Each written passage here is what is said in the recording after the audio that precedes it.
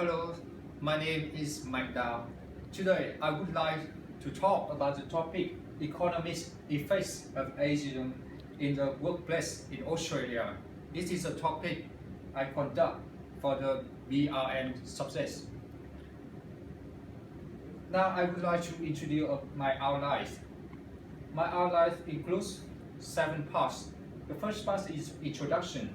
After that is a problem statement, and then is research objectives. The next one is a prior work.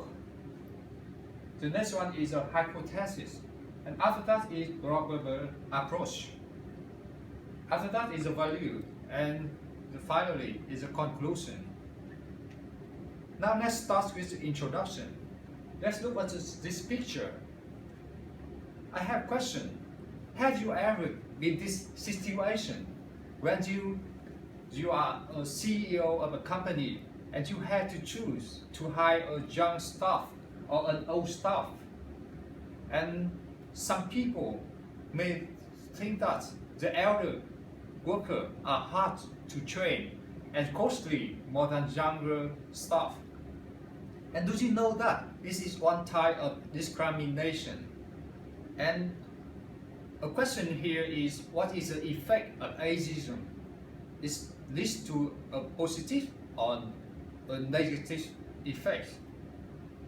Now let's move on to the statement. About the problem statement.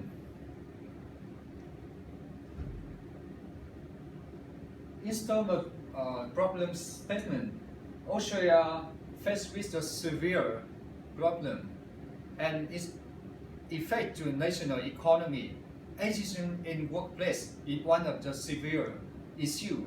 This to the weight of workforce in Australia, because Australia is an aged country, and the elder worker had to face with the bias as well as the stereotype that they are hard to train and costly more than younger workforce. This discrimination results in a lockout of the workforce. Consequently, this situation caused a huge loss in Australian economy.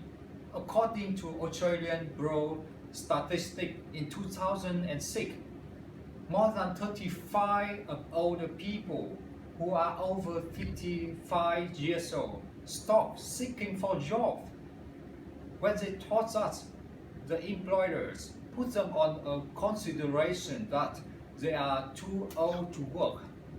The ageism in workplace results in a loss in the national economy.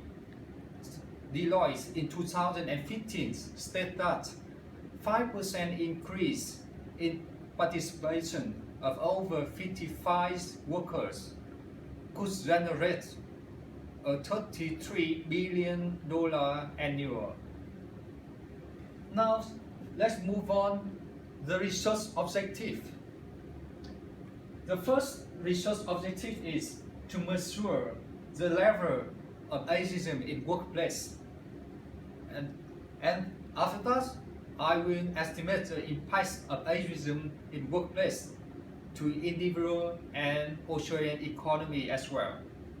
The next objective is determine what is the main types of institutional ageism and determine what are the main reasons leads to the ageism in workplace.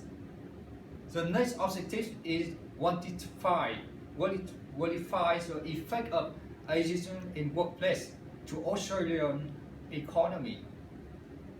So another objective is compare ageism in workplace with other kinds of ageism in public place or at the family.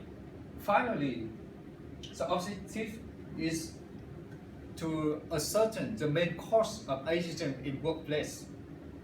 Now, I will discuss about the prior work. There are 3 main sources of information in ageism have been located in this research. Firstly, is Aging in Australia. It's published was published by social worker in April 2013. The second is the Handbook of Prejudice and Stereotyping and Discrimination, which was published by Psychology Press in 2009. Finally is the book Ageism and the Mistreatment of Older Worker, Current Reality, which were published in 2011. Now, let's move on to hypothesis. This research will discuss about the hypothesis that the ageism in workplace leads to a decrease in GDP when it results in a waste of human capital. The second hypothesis is the lower than expected Australian GDP in last 5 years was due to a lack of experienced labor cause of ageism, and it's also due to age discrimination policy is not good in Australia.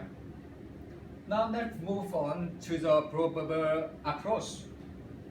For this topic, both quantitative and qualitative methods are used in order to find out the main types of ageism behavior at work and how this issue impacts the national economy. Firstly, we can conduct an analysis into aspects of ageism behavior. This research will conduct a survey to 400 people in La Trobe University. They could be a staff or a student in La Trobe. On the other hand, the research also finds out that there is a strong relationship between ageism and economic effects in Australia. For this purpose, we can do a study about revenue which were generated from the old labor and how many percentage they contribute to the national economy. Now I will discuss about the values of the study. The main purpose of this research is improving the understanding about ageism, that will support government has a suitable law as well as a policy to improve the situation and protect the old people from the ageism. The questionnaire in my research is also can raising the awareness in the community in general and in the La Trobe University in particularly about the ageism and its effects to the workplace, to the economy. So it brings me to the end of my presentation, and I hope that the results of my research will support the government to determine the issues of policy for ageism in order to protect and support the older people. And it also can support the government have a good policy to encourage the older labor to participate in the industry and contribute to economy. So this is my references. So it brings me to the end of the of my presentation. Thank you for listening.